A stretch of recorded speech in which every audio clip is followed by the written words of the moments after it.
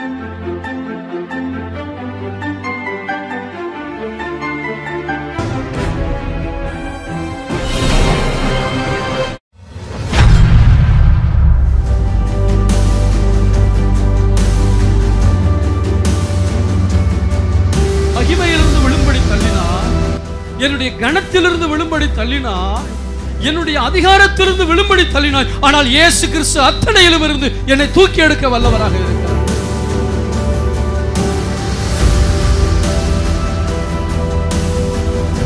சங்கீதம் 118 அதிகாரம் 13 வசனத்தை வாசிக்கலாம். நான் விழும்படி நீ என்னை தள்ளினாய், கர்த்தரோ எனக்கு உதவி செய்தார். நான் விழும்படி நீ தள்ளினாய். அப்படி என்றால் நான் விழாமல் இருந்த ஒரு சூழ்நிலை, ஒரு ஸ்டேஜ் உண்டு என்னுடைய வாழ்க்கையில. நான் நின்ற நேரம் உண்டு, நான் உயர்ந்திருந்த நேரம் உண்டு, நான் மகிமைப்பட்டிருந்த நேரம் உண்டு. ஆனால் அந்த நிலையிலிருந்து நீ என்னை தள்ளினாய். நான் விழும்படி நீ தள்ளினது உண்மைதான். ஆனால் நான் விழுந்த நிலைமையிலே கிடக்காதபடி என்னை தூக்கி எடுக்க உதவி செய்கிற ஒரு தெய்வம் இருக்கிறார். கர்த்தருடைய வார்த்தை ஒவ்வொன்றும் மிக முக்கியம். நீ என்னை தள்ளினாய் உண்மைதான், ஆனால் தள்ள ஒருவன் இருந்தால் தூக்கிவிட ஒருவர் இருக்கிறார். என்னை மடங்கடிக்க ஒருவன் இருந்தால் என்னை உயர்த்த ஒருவர் இருக்கிறார். அவர்தான் ஆண்டவராகிய இயேசு கிறிஸ்து. ஆதியாமத்திலிருந்தே சில சத்தியங்களை நான் உங்களுக்கு சொல்ல விரும்புகிறேன். தேவன் மனிதனை படைத்த போது அவருடைய சாயலில் படைத்தார். ஆதி மேன்மை நமக்கு இருந்தது. தேவனுடைய சாயலில் நம்ம படைக்கப்பட்டோம். தேவனுடைய சாயல் என்னது? அவருடைய சாயலின்படியும் அவருடைய ரூபத்தின்படியும், அவருடைய நேச்சர், அவருடைய இமேஜ். ஆண்டவர் நம்மை அவருடைய சாயலிலே படைத்தார். அப்ப மனிதனுக்கு என்ன இருந்தது தெரியுமா? மனிதனுக்கு தேவ மகிமை இருந்தது, க்ளோரி. ஆமென் சொல்லுவோமா? ரெண்டாவது, மனிதனுக்கு ஆண்டவர் அதிகாரத்தை கொடுத்தார். நீ எல்லாவற்றையும் பூமியை ஆண்டு நடத்து, எல்லாவற்றையும் நீ ஆளுகை செய் என்று அவனுக்கு இந்த பூமியின் மேல் அதிகாரத்தை ஆண்டவர் கொடுத்தார். முழு உலகத்திலும் இடங்கள் இருந்தாலும் அவனுக்கென்று ஒரு சிறப்பான இடத்தை வைத்து அவனுக்காகவே தயாரிக்கப்பட்ட ஒரு ஏதேன் தோட்டத்தில் வைத்து அவனை ஹானர் பண்ணார் ஆண்டவர். ஆமென் சொல்லுவோமா? அவன் ஒரு ஸ்பெஷல் பிளேஸ் ஒரு ஆளுக்கு கொடுக்குறாங்கன்னா அவங்கள ஹானர் பண்ணுறாங்கன்னு அர்த்தம். ஒரு வீட்டில் நடக்கிற ஒரு விழாவுக்கு போகிறோம், வெளியே சேர்ஸ் எல்லாம் போட்டிருக்காங்க, வர்றவங்க போகிறவங்கெல்லாம் உட்காடுறாங்க. ஆனால் திடீர்னு ஒருத்தருக்கு மட்டும் ஒரு தனிப்பட்ட ஒரு சேர் எடுத்து போட்டு எல்லாருக்கு முன்னாடி உட்கார வைக்கிறாங்கன்னா அவங்கள ஹானர் பண்ணுறாங்கன்னு அர்த்தம். முழு உலகத்திலும் இடம் இருந்தாலும் ஒரு ஏதேன் தோட்டத்தை அவனுக்காக உண்டாக்கி நல்ல விருட்சத்தின் கனிகளை கொடுத்து ஆண்டவர் அங்கே வச்சிருக்காருன்னா, நீ மண்ணுதானு சொல்லி அற்பமா நினைக்கல, தேவன் அவனை ஹானர் பண்றார். சங்கீதம் 8 அதிகாரம் 3 வசனத்திலிருந்து, உமது விரல்களின் கிரியையாகிய உம்முடைய வானங்களையும் நீ ஸ்தாபித்த சந்திரனையும் நட்சத்திரங்களையும் நான் பார்க்கும்போது மனுஷனை நீர் நினைக்கிறதற்கும் மனுஷகுமாரனை நீர் விசாரிக்கிறதற்கும் அவன் எம்மாத்திரம் என்கிறேன். கவனிங்க, வானத்தை பார்த்தா நட்சத்திரங்கள், கோள்கள், சூரியன், சந்திரன் இதெல்லாம் பார்க்கும்போது இவ்வளவு பிரம்மாண்டமான காரியங்களை படைத்திருக்கிற தேவன் இந்த மனுஷனை நோக்கி பார்க்கறதுக்கு அவன் எம்மாத்திரம். மண்ணினாலே உருவாக்கப்பட்டதான ஒரு மனிதன் தானே. நீ மண் என்று தேவன் அவனை அற்பமாய் நினைக்கவில்லை. அடுத்த வசனத்தை வாசிப்போம். நீர் அவனை தேவதூதரிலும் சற்று சிறியவனாக்கினீர். நீர் அவனை தேவதூதரிலும் சற்று சிறியவனாக்கினீர். மகிமையினாலும் கனத்தினாலும் அவனை முடிசூட்டினீர். வாசிங்க தொடர்ந்து. உம்முடைய கரத்தின் கிரியைகளின் மேல் நீர் அவனுக்கு ஆளுகை தந்து சகலத்தையும் அவனுடைய பாதங்களுக்கு கீழ்ப்படுத்தினீர். ஆடு மாடுகள் எல்லாவற்றையும், காட்டு மிருகங்களையும், ஆகாயத்து பறவைகளையும், சமுத்திரத்து மச்சங்களையும், கடல்களில் சஞ்சரிக்கிறவைகளையும் அவனுடைய பாதங்களுக்கு கீழ்ப்படுத்தினீர். நாம் வாசித்த இந்த வசனத்துல எல்லாவற்றையும் படைத்து அவனுடைய கையில கொடுத்து இது முழுவதிலும் உள்ள அதிகாரத்தை உனக்கு கொடுக்கிறேன் என்று சொன்னார். அப்ப ஆண்டவர் ஆதியில நம்மளை படைக்கும் போது நமக்கு என்ன கொடுத்தாரு? முதலாவது மகிமை. அவனை எப்படி என்ன சொன்னாராம்? மகிமையினாலும் கனத்தினாலும் அவனை க்ளோரி அண்ட் ஹானர். சொல்லுங்க பார்க்கலாம். Glory and honour. ஒரு மதிப்பை தேவன் கொடுத்திருந்தார், ஒரு மரியாதையை தேவன் மனிதனுக்கு கொடுத்திருந்தார். ஆண்டவர் அவனுக்கு மகிமையை கொடுத்திருந்தார். மகிமையினால் முடிசூட்டினார் என்றால் அவங்களுக்கு ஆண்டவர் படைச்சப்ப அவங்களுக்கு ட்ரெஸ் கிடையாது, அவருடைய மகிமை அவர்களை மூடியிருந்தது. இன்றைக்கு ஒரு துணி நம்மை மறைக்கிறது, இது அழுக்காகிவிடும், கிழிந்துவிடும், பழசாகிவிடும். ஆனால் தேவன் உடையாக அவர்களுக்கு கொடுத்திருந்ததே மகிமைதான். அவ்வளவு மகிமை உள்ள மனிதனாக ஆண்டவர் மனிதனை பார்த்தார். அவன் படைக்கப்பட்டது என்னமோ மண்ணில் தான். ஆனால் மண்ணில் படைக்கப்பட்ட அந்த மனுஷனுக்கு தன்னுடைய மகிமையை தேவன் கொடுத்தார், தன்னுடைய கனத்தை தேவன் கொடுத்தார், தன்னுடைய அதிகாரத்தை தேவன் கொடுத்தார். இந்த 3 மனுஷனுக்கு இருந்துச்சு. ஆரம்பத்தில் இதைத்தான் தேவன் அவனுக்கு கொடுத்தார். கர்த்தருடைய பரிசுத்த நாமத்துக்கு ஸ்தோத்திரம் உண்டாதாக. யாக்கோபு எழுதின நிருபம் 1ஆம் அதிகாரம் 18ஆம் வசனத்தை வாசிக்கலாம். அவர் சித்தம் கொண்டு தம்முடைய சிருஷ்டிகளில் நாம் முதற் பலன்களாவதற்கு நம்மை சத்திய வசனத்தினாலே ஜனிப்பித்தார். நாம் அவருடைய சிருஷ்டிகள் எல்லாவற்றிலும் முதல் பலன்களாக இருப்பதற்கு வசனத்தினால நம்மளை மறுபடியும் பெத்தெடுத்தாராம். ஒரு அல்லையிலே சொல்லுவோமா? சரி, இப்போ ஆண்டவர் சொன்னார், உனக்கு மகிமையை கொடுத்துட்டேன், உனக்கு கனத்தை கொடுத்துட்டேன், உனக்கு அதிகாரத்தை கொடுத்துட்டேன். ஆனால் இன்னொரு ஆளோட கம்பேர் பண்ணும்போது நம்ம யாரு? சற்று சிறியவர்கள். யாரோடு? தேவ தூதர்களோடு நம்மை ஒப்பிடும்போது சற்று சிறியவர்கள். ஏன்? தேவ தூதர்களை போல நமக்கு ரெக்க இல்லையா? அது அல்ல விஷயம். தேவ தூதர்களுக்கு இந்த மாம்ச உடம்பு கிடையாது. அவங்க நினைச்ச நேரத்தில் நினைச்ச இடத்துக்கு போகலாம், வரலாம்.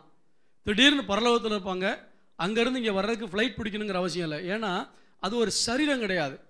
சரீரமாக இருந்தால் அந்த சரீரத்தை தாங்கி கொண்டு போவதற்கு ஒரு வாகனம் தேவை. அவங்க ஆவியாக இருக்கிறதுனால நினைச்ச நேரத்துக்கு நினைச்ச இடத்துக்கு போவாங்க. தேவ தூதர்களுக்கு மகிமை இருந்ததா? மகிமை இருந்தது. ஏனென்றால் அவர்கள் இருப்பதே மகிமையுள்ள இடத்தில். தேவ தூதர்களுக்கு அதிகாரம் இருந்ததா? ஒவ்வொருத்தருக்கும் ஆண்டவர் சில அதிகாரங்களை கொடுத்து வைத்திருந்தார். அவர்களுக்கு கனம் இருந்ததா? இருந்தது. அவர்களுக்கும் தேவ தூதர்களுக்கும் கனம். இப்ப அவங்கள்ட்ட இருக்கிற ஒன்று நம்மள்ட்ட இல்லை, நம்மள்ட்ட இருக்கிறது எல்லாமே அவங்கள்ட்ட இருக்கு. புரியுதா உங்களுக்கு? இப்போ விளக்கமா புரியுதா? எங்கிட்ட இருக்கிறது எல்லாமே அவங்கள்ட்ட இருக்கு, அவங்கள்ட்ட இருக்கிறது எல்லாமே எங்கிட்ட இருந்தால் 2 பேரும் ஈக்குவல். அப்போ அவங்கள்ட்ட இருக்கிறது ஏதோ ஒன்று எங்கிட்ட இல்லை. அப்போ நான் சற்று சிறியவன் சொல்லாமல் கொஞ்சம் சற்று சிறியவனா ஆக்கினேன். அப்படி ஆக்கிட்டு இந்த பூமியில் இருக்க எல்லாத்தின் மேலும் அவனுக்கு அதிகாரத்தை தேவன் கொடுத்தார். இப்போ தான் சாத்தான் உள்ள வர்றான். சாத்தான் எப்படி உள்ள வந்தான்? தள்ளப்பட்ட தூதன். நல்ல கவனிங்க, சாத்தான் ஆண்டவர் பரலோகத்திலிருந்து அவனை தள்ளினார்னு பைபிளில் போட்டிருக்கு. அவனுக்குள்ளே மேட்டிமை வந்து நான் தெய்வத்தை போல மாறணும், இருக்கிற மகிமை போதாது, அவருடைய மகிமையை நேரடியாக எடுக்கணும்னு நினைச்சதுனால கர்த்தர் அவனை கீழே தள்ளிட்டாரு. 33 கோடி தூதர்கள் அவனோடு என்ன செஞ்சாங்க? கீழே தள்ளப்பட்டார்கள். இப்ப தள்ளப்பட்ட உடனே அவர்கள் எதை இழந்தார்கள்? மகிமை இழந்தார்கள், மரியாதையை இழந்த, கனத்தை இழந்தார்கள், அதிகாரத்தை இழந்தார்கள். எந்த 3 மனுஷனுக்கு கொடுத்து வைத்திருக்கிறாரோ அதை இழந்து போனார்கள். ஆனால் அந்த ஆவியா இருக்கிறத இழக்கல. அவங்க இப்பவும் பிசாசு இங்கே கிரியை செய்கிற அதே நேரத்தில் அமெரிக்காவிலையும் அவங்க கிரியை செய்ய முடியும். புரியுதா உங்களுக்கு? அந்த இதில் மாற்றம் இல்லை. நம்மிடத்தில் என்ன இருக்கிறதோ அதை அவர்கள் அங்கிருந்து இழந்து விட்டார்கள். இப்போ நேர ஸ்வயனு கீழே வர்றான். வான மண்டலத்தில் உலாவிக்கிட்டு இருக்கவன் கீழே பார்க்குறான். அங்கே கீழே பார்த்தா 2 பேர் அழகாக நடந்து போய் பழங்கள் எல்லாம் பறித்து சாப்பிட்டுக்கிட்டு ரொம்ப சந்தோஷமாக இருக்காங்க. இவனுக்கு மகிமையை பார்த்து பழக்கம். புரியுதா உங்களுக்கு? பரலோகத்தில் முழுசுமா மகிமையில் இருந்தவன். ஆண்டவர் அவனை கனம் பண்ணி வச்சிருந்தார். நீங்கள் வீட்டில் போய் எசேக்கியேல் 28ஆம் அதிகாரத்தை எடுத்து வாசி பாருங்க. அங்கே சாத்தானை குறித்து தீரு ராஜாங்கிற பேரில் சொல்லப்பட்டிருக்கான். அவன் எவ்வளவு மகிமையாக இருந்தான், எவ்வளவு மரியாதை ஆண்டவர் கொடுத்து வச்சிருந்தார். இப்போ தள்ளப்பட்டவன் அசுத்த ஆவியா மாறிட்டான். புரியுதா உங்களுக்கு? தேவ சமூகத்தில் இருக்கிற வரைக்கும் தான் நம்ம தூதர்கள். அதை இழந்துட்டோம்னா நம்மளும் சாத்தான் தான். புரியுதா உங்களுக்கு? எந்த அளவுக்கு தேவ சமூகத்தில் இருக்கிறோமோ அந்த அளவுக்கு கர்த்தர் நம்மளை தேவ தூதர்களாக வச்சிருப்பார். தேவ சமூகம் இல்லாட்டா சாத்தான் அவனை போல நம்மளை மாற்றிடுவான். இப்போ நல்லா கவனிங்க, இந்த பிசாசு மேலேருந்து தள்ளப்பட்டவனே வான மண்டலத்தில் உலாவிக்கிட்டு இருக்கான். இப்போ நம்ம பூமி மட்டுமா? இன்னும் நிறைய கோள்கள் இருக்கா? பரலோகம் எங்கே இருக்குன்னு நமக்கு தெரியாது. அங்கேருந்து தள்ளப்பட்டுட்டான். வான மண்டலத்தில் உலாவிக்கிட்டு இருக்கவன் திடீர்னு அவனுடைய கண்கள் ஏதேன் தோட்டத்தை பார்க்குது. ஏன் தெரியுமா? அங்கிருந்த மரம் அவனை கவரலை, அங்கிருந்த மிருகங்கள் அவனை கவரலை, அங்கிருந்த நதிகளோ எதுவுமே அவனை கவரலை. அவன் எதை இழந்தானோ அதை அங்கே அவன் பார்க்கிறான். என்ன? அங்கே ஒருவன் மகிமையோடு கூட இருக்கிறான். மகிமையால் அவனுக்கு ஆண்டவர் முடிசூட்டி வைத்திருக்கிறார். இங்கே மகிமையா? நான் எந்த இடத்துல இருந்து விழுந்தனோ, அங்க நான் எதை இழந்தனோ அதை இங்கே பூமியில பார்க்கிறேன். நேர ஸ்வைன்னு வர்றான். பார்த்தா 2 பேர் ரொம்ப சந்தோஷமா, கணவனும் மனைவியும் அவங்க என்ன செய்யறாங்க? நல்ல சந்தோஷமா வர்றாங்க. ஏன்னா ஆண்டவர் எங்கே தான் உலாவுறாரு? அவர் பரலோகத்தில் இருந்தாலும் அந்த நேரத்தில் அவங்கள விசிட் பண்ணுறதுக்கு அங்கே வர்றாரு. நல்ல கவனிங்க, தேவ தூதர்களை இந்த ஆதாமும் ஏவாளும் பார்த்தாங்களான்னு பைபிளில் போடலை. ஏன்னா 3ஆம் அதிகாரத்திலே பிசாசு உள்ள வந்துடுறான் இல்லையா? அதுக்கு முன்னாடி இந்த தேவ தூதர்களை இவங்க பார்த்தாங்களா இல்லையான்னு தெரியாது. ஏன்னா டைரக்டாக யாரையே பார்க்குறாங்க? தேவனையே பார்க்கக்கூடிய ஸ்லாக்கியம். அப்போ தேவ தூதர்களை அனுப்பி தூது சொல்ல வேண்டிய நிலைமை இல்லை. ஏன்னா மனுஷன் பூரணமான பரிசுத்தமான மனுஷனாக இருக்கான். பரிசுத்தமான மனுஷனாக இருக்கிறதுனால பரிசுத்தமான தேவனை அவனால் தரிசிக்க முடியுது. இப்போ உங்களுக்குள்ள எனக்குள்ளேயும் பாவம் இருக்கிறதுனால அந்த பரிசுத்தமான தெய்வத்தை தரிசிக்க முடியல. இயேசு சொன்னார், இருதயத்தில் சுத்தம் உள்ளவர்கள் பாக்கியவான்கள், அவர்கள் தேவனை தரிசிப்பார்கள். இப்போ நேரம் வந்த உடனே 2 பேரை பார்க்குறான். இவங்களுக்கு என்ன இருக்கு? இவன் இழந்ததெல்லாம் அங்கே இருக்கு. இவன் இழந்ததெல்லாம் அங்கே இருக்கு. என்ன பார்த்தா ஒரு அழகான இடம், அந்த பரலோகத்துக்கு ஒப்பான ஒரு இடம், அவ்வளவு மகிமையான ஒரு இடம். நம்ம அங்கே இழந்துட்டோம், இங்கே 2 பேருக்கு இதை கொடுத்துருக்காரு. இந்த பூமியில் மனுஷனா இவங்களுக்கு இந்த மகிமையா? நான் இழந்த மகிமை மனுஷனுக்கு இருக்கவே கூடாது. பார்த்தா இவங்களுக்கு மகிமை இருக்கு, இவங்களுக்கு கனம் இருக்கு. ஏன்னா ஆண்டவருடைய வசனம் சொல்லுது, மகிமையினாலும் கனத்தினாலும் அவனை முடிச்சுட்டி சகலத்தையும் அவனுடைய பாதங்களுக்கு கீழ்ப்படுத்து. Glory, honour and authority. ஒரு மெய்யான கிறிஸ்தவனுக்கு இது 3ஐயும் கர்த்தர் கொடுக்கிறார். இது 3ஐயும் பார்த்த உடனே இவனுக்கு கொஞ்சம் என்ன தெரியுமா, பரலோகத்தில் தான் இதை இழந்து போயிட்டோம், அட்லீஸ்ட் இந்த பூமியிலையாவது இதை என்ன செய்யணும், நம்ம பக்கம் இழுத்துறணும். எப்படியாவது இழுக்கணும்ட்டு பார்த்தான். அவன் ஸ்பிரிட்டா இருக்கானே, ஸ்பிரிட்ல போய் பேச முடியாதே. இவங்க சரீரத்தில் இருக்காங்க. அப்ப சரீரத்தில் ஒரு உருவம் தேவைப்பட்டுச்சு. சர்ப்பத்துக்குள்ள போயிட்டான். முதல்ல பிசாசுக்கு இடம் கொடுத்தது யாரு? ஆதாமா ஏவாளா? சர்ப்பம். அதனாலதான் இன்னைக்கு வரைக்கும் சர்ப்பம் சபிக்கப்பட்டிருக்கு. மனுஷனுக்கு மீட்பு கிடைச்சிருச்சு, ஆனா சர்ப்பத்துக்கு மீட்பு கிடைக்கல. சர்ப்பம் இடம் கொடுத்தபடினாலே சர்ப்பத்துக்கு உள்ளே போய் சர்ப்பத்தின் ஊடாக பேசுகிறான். இன்னைக்கு அவன் கேட்ட கேள்வியை நான் உங்களுக்கு சொல்றேன். சாத்தான் தள்ளப்பட்ட தூதன். அவனுக்கு பரலோகத்தில் இருந்தபோது என்ன இருந்தது? தேவ மகிமை இருந்தது, தேவனுடைய அதிகாரம் இருந்தது. ஏனென்றால் வேதம் சொல்லுகிறது, அவன் காப்பாற்றுகிறதுக்காக படைக்கப்பட்ட கேருப். பிரதான தூதனாகிய மீகாவேல் கூட மோசேனுடைய சரீரத்தை குறித்து தர்க்கிக்கும் பொழுது கர்த்தர் உன்னை கடிந்து கொள்வாரான்னு சொன்னாங்க. ஏன்னா இவங்களுக்கெல்லாம் சீஃபாக இருந்ததான் யாரு? இந்த லூசிஃபர். மிகாவேல், கேப்ரியல், இந்த தூதர்களுக்கெல்லாம் மேலான தூதனா இருந்தவன் தான் யாரு? இந்த லூசிஃபர். அப்போ அவனுக்கு அதிகாரம் இருந்தது, தனக்கு கீழ் உள்ளவர்களுக்கு அதிகாரம் செலுத்துவதற்குரிய அதிகாரம் இருந்தது, அந்த மகிமை இருந்தது. ஏன்னா நாதஸ்வரம், மேளம், எங்க தொட்டாலும் இசை வரும். அப்படி பூரண அழகுள்ளவனா கர்த்தர் படைத்திருந்தார். ஹானர் இருந்தது. மற்ற தூதர்கள்லாம் அவனை கனப்படுத்தி இருப்பாங்க. அப்படிப்பட்ட ஒரு இடத்தில் இருந்தான். கர்த்தருக்கு ஸ்தோத்திரம். தேவனுடைய சமூகத்தில் நல்ல பொசிஷன்ல தான் அவன் இருந்தான். கீழே தள்ளப்பட்டு பூமிக்கு வர்றான். இங்க பார்க்கும்போது நான் ஏற்கனவே சொன்னபடி தன்னை விட கொஞ்சம் தான் சிறியவங்களா இருக்காங்க. ஏன்னா நம்ம நினைச்ச இடத்துல நினைச்ச நேரத்தில் இருக்கலாம், இவங்களால் அப்படி இருக்க முடியல. ஸ்தோத்திரம். தான் இழந்த ஒன்றை இந்த பூமியில தன் கண் முன்பாக எவனும் அனுபவிக்கிறது அவனுக்கு பிடிக்காது. சின்ன பிள்ளைங்களை பார்த்துருக்கீங்களா? மண்ணில் வீடு செஞ்சு விளையாண்டுக்கிட்டு இருப்பாங்க. இல்லாட்டி வேற ஏதாவது விளையாட்டு எடுத்துக்கங்க, கேரம் போர்டு எடுத்துங்க, இல்லாட்டி செஸ் எடுத்துங்க. விளையாண்டுக்கிட்டு இருக்கும் போது தோத்துருவாங்கன்னு தெரிஞ்சுன்னா என்ன செய்வாங்க? எனக்கு வேண்டாம், உனக்கு வேண்டாம். புரியுது அவங்களுக்கு? குலைச்சி விட்டு போயிடுவாங்க. ஏன்னா தோத்துருவான்னு தெரியும்.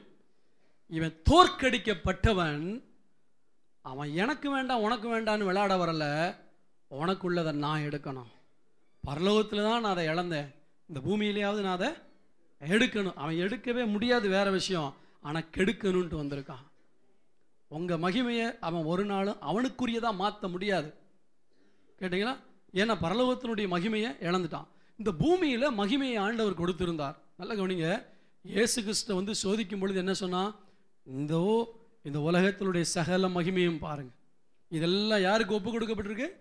எனக்கு ஒப்பு கொடுக்கப்பட்டிருக்கு. யார் மூலமா? ஆதாம் பாவம் செஞ்சு எல்லாத்தையும் யார் கையில் ஒப்பு கொடுத்துட்டான்? பிசாசு கையில் ஒப்பு கொடுத்துட்டான்.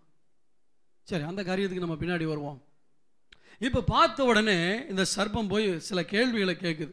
அதை தான் இன்னைக்கு நான் உங்களுக்கு அதிகமாக சொல்ல விரும்புகிறேன். எப்படியாவது தேவனை விட்டு பிரிக்கணும், தன்னை வணங்க வைக்கணும். தூதர்கள் தான் தன்னை வணங்கணும்னு ஆசைப்பட்டான், முடியலை. இப்போ இவனுக்கு ஒரு ஆசை, இந்த மனுஷர்களையாவது தனக்கு வசப்படுத்தி இவர்களை தன்னை வணங்க வைக்கணும் அப்படிங்கிற எண்ணத்தில் அவன் வந்து மெதுவாக போகிறான். கேட்டீங்களா? கர்த்தருக்கு ஸ்தோத்திரம்டாங்க. தேவன் விலக்கி வைத்த கனியை பற்றி அவன் அறிந்து கொண்டான். புரியுதுங்களா? அதனால தான் அந்த கேள்வி கேட்குறான். நேர ஸ்திரிட்ட போய் சர்ப்பம் ரூபத்தில் போய் என்ன கேட்குறான்? தேவன் இந்த தோட்டத்தில் உள்ள சகல விருட்சத்தின் கனிகளையும் புசிக்க வேண்டாம் என்று நல்ல கவனிங்க. ஆண்டவர் சொன்னது ஒரு மரத்தினுடைய கனியை தான் புசிக்க கூடாதுன்னு சொன்னார். எல்லா மரத்தினுடைய கனியும் புசிக்க கூடாதுன்னு சொன்னால் என்னத்தை சாப்பிட்ருப்பாங்க? அது வரைக்கும் அவங்க சாப்பிட்டாங்க, நல்லா வாழ்ந்தாங்க. ஆண்டவர் இவங்களை படைச்சதுக்கப்புறம் எத்தனை வருஷம் கழிச்சு வந்தான்னு நமக்கு தெரியாது. நம்ம அடுத்த அதிகாரத்தில் வாசிக்கிறோம்.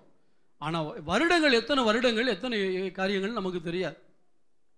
அப்போ வந்த சாத்தான் மெதுவாக கேட்குறான், இந்த தோட்டத்தில் எதையுமே சாப்பிடக்கூடாதுன்னு ஆண்டவர் உனக்கு சொல்லியிருக்காரா? இப்போ ஏவாள் சொல்லியிருக்கணும். அப்படி ஆண்டவர் சொல்லவே இல்லை. அதை பற்றி கேட்கறதுக்கு நீ யார்? இது வரைக்கும் கேட்காத கேள்வியை நீ கேட்குறீ. ஏன்னா அந்த சர்ப்பத்தை ஏற்கனவே அவள் பார்த்துருக்கா. அந்த பக்கம் போகும்பொழுது வரும்பொழுதெல்லாம் அந்த சர்ப்பம் எங்கே தான் இருந்தது? ஏதேன் தோட்டத்தில் இருந்துச்சு. இந்த சர்ப்பம் இதுவரைக்கும் இல்லாமல் வித்தியாசமாக கேட்குது, சம்திங் ராங் அப்படின்னு தெரியணும். இதுவரைக்கும் இல்லாமல் என் கூட இருந்த வேலை செய்கிறவனோ கூட இருக்கவனோ வித்தியாசமாக என்கிட்ட நடக்கிறாங்களே, சம்திங் ராங். அடையாளம் கண்டுபிடிக்கணும். இந்த அடையாளம் கண்டுபிடிக்காம இவன் என்ன சொல்ல தெரியுமா? பர்டிகுலராக எல்லாத்தையும் நாங்கள் புசிக்கலாம், ஒரே வார்த்தையில் நிப்பாட்டியிருக்கலாம், வாயை கொடுத்து மாட்டிக்கிற கூடாது. ஏய் சர்ப்பமே உனக்கு என்ன? நான் கேட்குறேன், நல்லா கவனிங்க. சர்ப்பம் யாருடைய ஆளுகையில் இருக்கு? நீங்கள் உங்கள் மேனேஜரை கேள்வி கேட்க உங்களுக்கு அதிகாரம் இருக்கா? இல்லை. உங்களுக்கு மேலே உள்ளவங்களை நீங்கள் கேள்வி கேட்க முடியாது. உங்களுக்கு கீழே உள்ளவங்க, உங்கள் பேச்சுக்கு கீழ்ப்படுகிறவங்களை நீங்கள் கேள்வி கேட்கலாம். அப்போ ஏவாள் தான் சர்ப்பத்தை பார்த்து கேள்வி கேட்டிருக்கணுமே தவிர, இந்த சர்ப்பம் ஏவாளை பார்த்து கேள்வி கேட்குதுன்னா சம்திங் ராங். இதுவரைக்கும் இந்த சர்ப்பம் கேள்வி கேட்டது கிடையாது. இதுவரைக்கும் அந்த சர்ப்பம் அவளை பார்த்து இப்படி பேசுறது கிடையாது. ஏன்னா அந்த தோட்டத்தில் தான் அந்த சர்ப்பம் என்ன செய்யுது? உலாவிக்கிட்டு இருக்கு. அதுக்கு தெரியாதா இவங்க மற்ற கனியை சாப்பிட்றதை பார்த்துருக்காதா? யோசித்து பாருங்கள். இவங்க போகும்பொழுது பசி எடுத்திருக்க ஒரு மரத்தினுடைய கனியை புசிச்சு சாப்பிட்ருப்பாங்க. அந்த சர்ப்பம் அதை பார்த்துருக்கும். ஆனால் இப்பொழுது சாத்தான் உள்ளே பூந்துட்டான். இது வரைக்கும் நல்லா பழகிக்கிட்டு இருந்த சர்ப்பம் இப்போ ஒரு சந்தேகத்தை கொடுக்குது. என்ன சந்தேகம்? இந்த கனியெல்லாம் கர்த்தர் சாப்பிடக்கூடாதுன்னு சொன்னார். ஏவாள் சொல்லுங்க, ஏய் சர்ப்பமே உனக்கு தெரியாது? நாங்கள் தான் டெய்லி சாப்பிட்டுக்கிட்டு இருக்கோமே, தெரியாது? சாத்தானை எதிர்த்து கேள்வி கேட்க தயங்கினீங்கன்னா அவன் கேட்குற கேள்விக்கு நீங்கள் பதில் சொல்ல முடியாமல் மண்ணக்கவ வேண்டியிருக்கும். உடனே சொல்கிறாங்க, அந்த நடுவில் ஒரு கனி இருக்கு, அதை மட்டும்தான் சாப்பிடக்கூடாதுன்னு சொன்னார். புரியுது உங்களுக்கு? எங்கே வச்சுருந்தார் அந்த கனியை? நடுவில் வச்சுருந்தார். நீ சுற்றி சுற்றி வரலாம், தோட்டத்தை சுற்றி சுற்றி வரலாம், நடுவில் வரணுங்கிற அவசியம் இல்லை. அந்த நடுவில் இருக்க கனி உனக்கு வேண்டான்ட்டார். அது வரைக்கும் அவங்க கீழ்ப்படிஞ்சாங்க. தேவனோடு இருக்கிற வரைக்கும் கீழ்ப்படிந்தார்கள். என்றைக்கு சாத்தானுடைய சகவாசம் வந்துச்சோ அன்னைக்கு தான் வேட்டு வந்துச்சு. நீங்கள் தேவனோட இருக்கிற வரைக்கும் உங்களுக்கு ஆபத்து இல்லவே இல்லை. நீங்கள் தேவனோட நடக்கிற வரைக்கும் உங்களுக்கு ஆபத்து இல்லவே இல்லை. தேவனை விட்டு விலகும்போது தான் உங்கள் ஹானர், உங்கள் க்ளோரி, உங்கள் அத்தாரிட்டி, அது மூணையும் எடுக்கிறதுக்கு பிசாசு வேலை செய்வான்.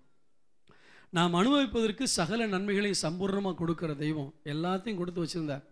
ஆனால் ஒரு மரத்தை மட்டும் விலக்கி வச்சுருந்தார். நல்ல கவனிங்க. தேவன் விலக்கி வைத்த கனியின் மேல் இவர்களுக்கு ஆசை வரவில்லை. எது வரைக்கும்? சாத்தானை பார்க்குற வரைக்கும். புரியுது உங்களுக்கு? தேவ பிள்ளைகளே, தேவ சமூகத்திலேயே வளர்கிற வரைக்கும் உங்களுக்கு சோதனை வராது. என்னைக்கு சாத்தானை சந்திக்கிறீங்களோ அன்னைக்கு தான் சோதனை வரும். அது எப்படி பாஸ்டர், நாங்கள் இப்போ போய் சாத்தானை சந்திக்க முடியுமா?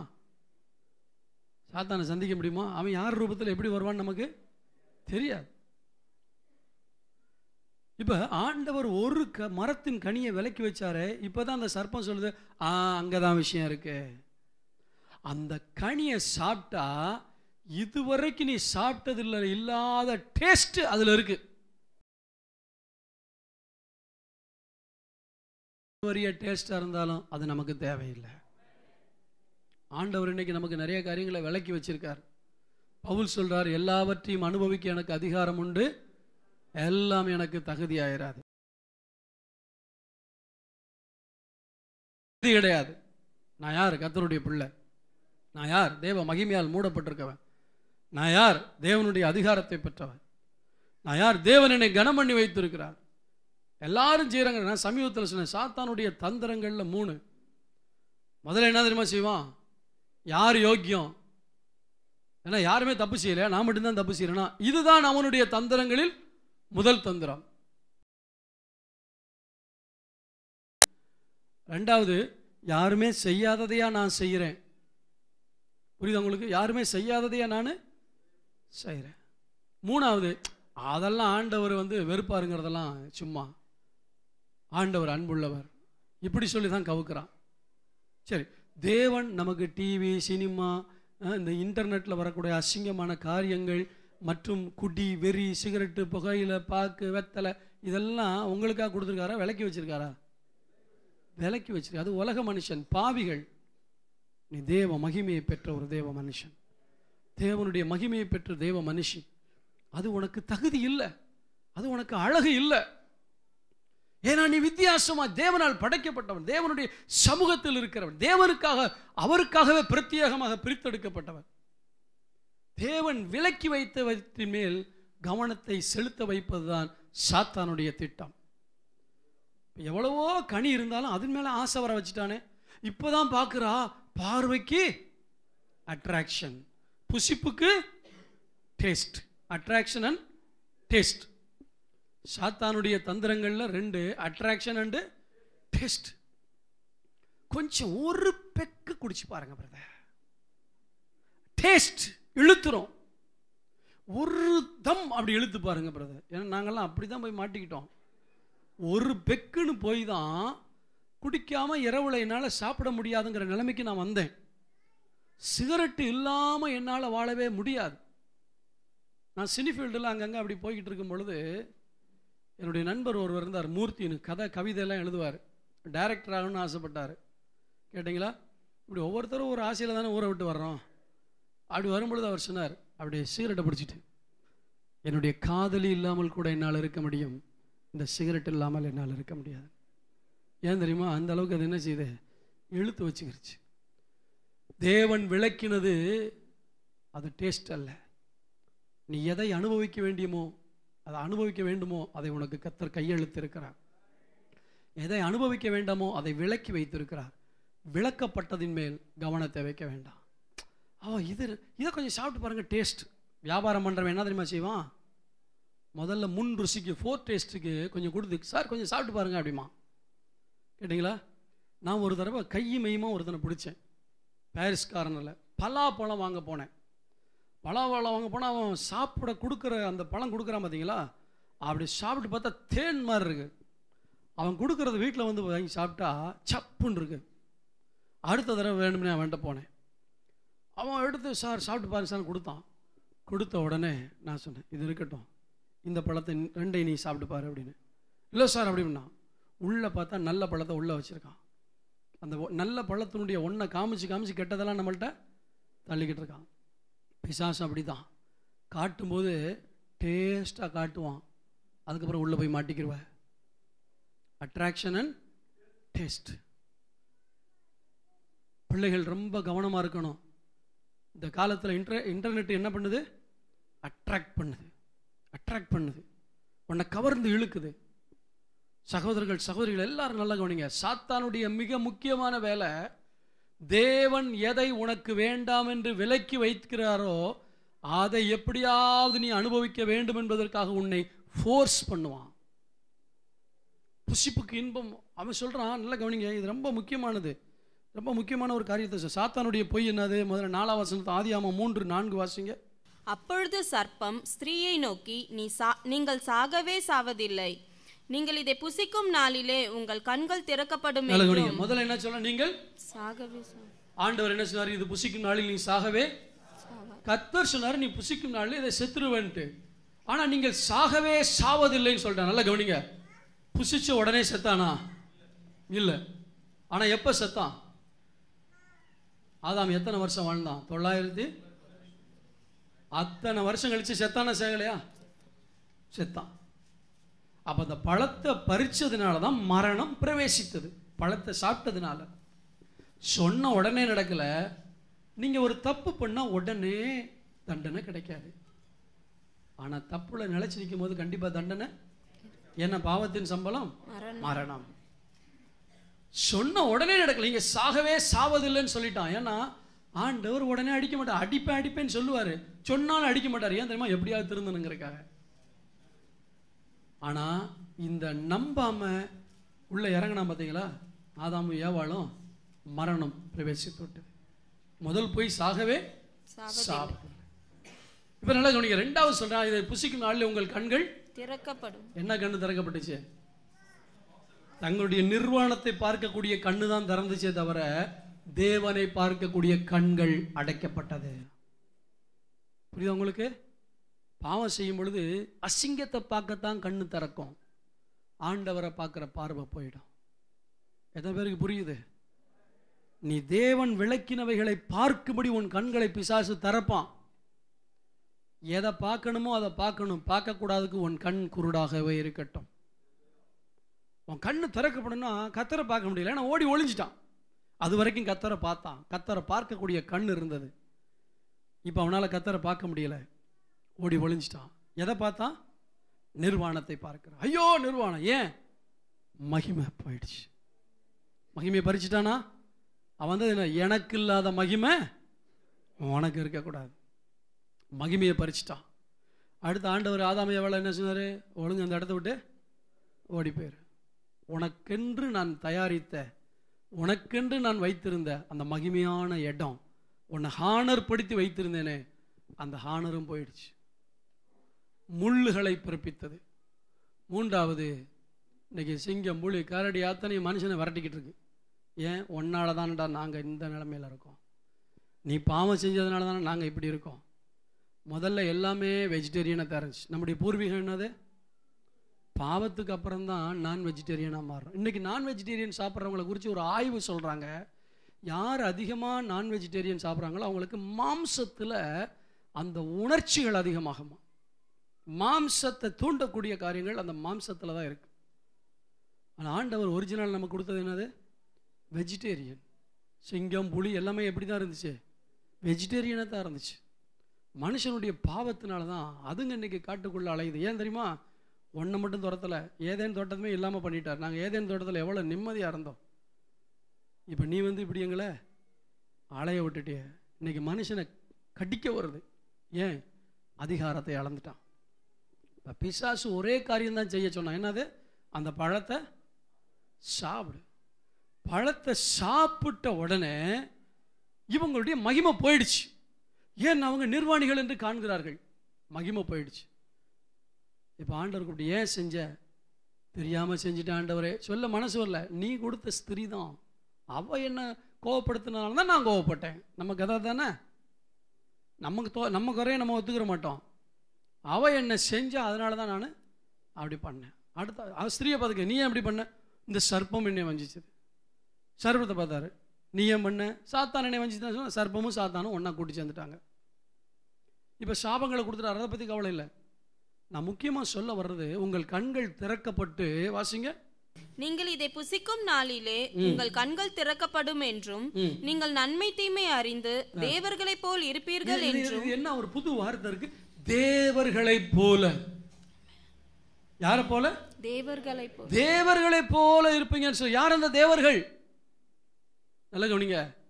தேவ தூதர்களை இவங்க பார்த்தது கிடையாது நான் நினைக்கிறேன். ஏன்னா தேவனை பார்த்துருக்காங்க. தேவன் ஒருவரே. தேவன்கிறது ஒருமை, பன்மையில் தேவன் இருக்கிறார். எலோஹிம் அப்படிங்கிறது எபிரேய பாஷையில் பன்மை. ஆனால் தேவன் ஒருவரே. பிதா, குமாரன், பரிசுத்தாவிங்கிற முக்கூட்டு பொருளாக அவர் இருந்தாலும் ஒரு தேவனாகத்தான் இருக்கிறார். 3 தெய்வங்கள் அல்ல. ஆனால் இவன் சொல்ற கவனிங்க, நீங்க இதை சாப்பிடும்போது நீங்க யாரா மாறுவீங்க? தேவர்களை போல. இப்ப அவங்களுக்கு ஒன்றும் புரியல. யார் அந்த தேவர்கள்? உனக்கு புரியாத ஒன்றை சொல்லி உன்னை கவுக்கிறது தான் பிசாசுடைய வேலை. உனக்கு புரியாததுனால ஒரு கியூரியாசிட்டி உனக்குள்ள உண்டாகும். இது என்ன ஆகும்? அது எப்படி தான் இருக்கு பார்ப்போமே. அப்ப நம்ம தேவனை போல நம்ம மாற முடியாது. நல்ல கவனிங்க. மனிதனால் படைக்கப்பட்ட ஒரு பொருள் ஒருபோதும் மனிதனாக மாற முடியாது. ஆமாவா இல்லையா? படைப்பு படைத்தவரை போல ஒரு நாளும் மாற முடியாது. படைத்தவரை போல மாறிட்டா படைத்தவருக்கும் படைப்புக்கும் வித்தியாசம் இல்லாமல் போய்விடும். தேவ தூதனை விடையே சற்றும் சிறியவனா படைச்சிருக்காரு. இப்போ இவன் வந்து என்ன கொடுக்குறான்? நீ தேவர்களை போல நீங்கள் மாறிவர்கள். யார் அந்த தேவர்கள்? பிற்காலத்தில் நம்ம படிக்கும்போது சில காரியங்கள் விளங்குது. அவர்களுடைய தேவர்களிலும் சிலர், அப்ப விக்கிரகங்களுக்கு என்ன பேரு? தேவர்கள். அந்நிய தெய்வங்களுக்கு என்ன பேரு? அவர்கள் தேவர்கள், மலை தேவர்கள், இப்படிலாம் சொல்றாங்களா இல்லையா? அப்ப உண்மையான படைத்த தெய்வத்தை தவிர தங்களை தெய்வங்களாய் காட்டுக்கொண்டிருக்கிற அசுத்த சக்திகள் அனைத்துக்கும் ஒரு பேர் உண்டானால் அது என்ன? தேவர்கள். இப்ப தேவர்கள் யாரு? இப்ப சாத்தான் இவங்கள்ட்ட பேசியிருக்கும் போது தேவர்கள் யாரு? தேவனால் தள்ளப்பட்ட இந்த சாத்தானும் இவனுடைய கூட்டமும் தான். தேவனால் தள்ளப்பட்ட சாத்தானும் அவனுடைய தூதர்களும் இப்பொழுது தேவர்களாக சுற்றி கொண்டிருக்கார்கள். தேவ தூதர்களாக இல்ல, தேவனாக அல்ல. இன்றைக்குள்ள பாஷையில சொல்ல போனால் இன்றைக்குரிய தேவர்களாய் சுற்றி கொண்டிருக்கிறார்கள். அவன் என்ன சொன்ன தெரியுமா? இதை புசிக்கும் நாள்ல நீ தேவனை போல மாற முடியாது, தேவர்களை போல மாறலாம். எப்படி மாறலாம்? நான் மகிமை இழந்த மாதிரி நீயும் மகிமை இழக்க போற. நான் அதிகாரத்தை இழந்த மாதிரி நீயும் அதிகாரத்தை இழக்க போற. நான் ஹானரை இழந்த மாதிரி நீயும் ஹானரை இழக்க போல. நடந்ததா நடக்கலையா? புரியுதா உங்களுக்கு? இதான் சாத்தானுடைய தந்திரம். இப்ப கீழே தள்ளிட்டான் பிசாசு. என்ன பண்ணிட்டான் அவங்கள? ஆனா அந்த ஆரம்ப வசனத்துக்கு வரேன். கர்த்தரோ எனக்கு உதவி செய்தார். ஆமென் சொல்லுவோமா? நான் மகிமையிலிருந்து விழும்படி தள்ளினாய், என்னுடைய கணத்திலிருந்து விழும்படி தள்ளினாய், என்னுடைய அதிகாரத்திலிருந்து விழும்படி தள்ளினாய். ஆனால் இயேசு கிறிஸ்து அத்தனையிலும் இருந்து என்னை தூக்கி எடுக்க வல்லவராக இருக்கிறார். நீ என்னை கீழே தள்ளினாய், அவர் என்னை தூக்கி எடுக்கிற தேவனாக இருக்கிறார். ஒருவேளை சகோதரனே சகோதரியே, பிசாசால கீழே தள்ளப்பட்டு நீ வந்திருக்கிறாயா? இன்னைக்கு ஆண்டவருடைய காயப்பட்ட கரம் உன்னை மறுபடியும் தூக்கி எடுக்க விரும்புது. உன்னுடைய அதிகாரம் என்ன? உன்னுடைய அந்தஸ்து என்ன? உன்னுடைய மேன்மை என்ன? அதை விட்டு ஒரு நாளும் கீழே விழக்கூடாது. பிசாசு அதிலிருந்து கீழே விழ வைக்கத்தான் நம்மள்கிட்ட துடிச்சுக்கிட்டு இருக்கான். கர்த்தருக்கு ஸ்தோத்திரம் உண்டாதாக. இன்னொரு காரியத்தை உங்களுக்கு சொல்லிக் கொடுக்க ஆசைப்படுகிறேன். சாத்தானை போலவே மாறினார்கள்.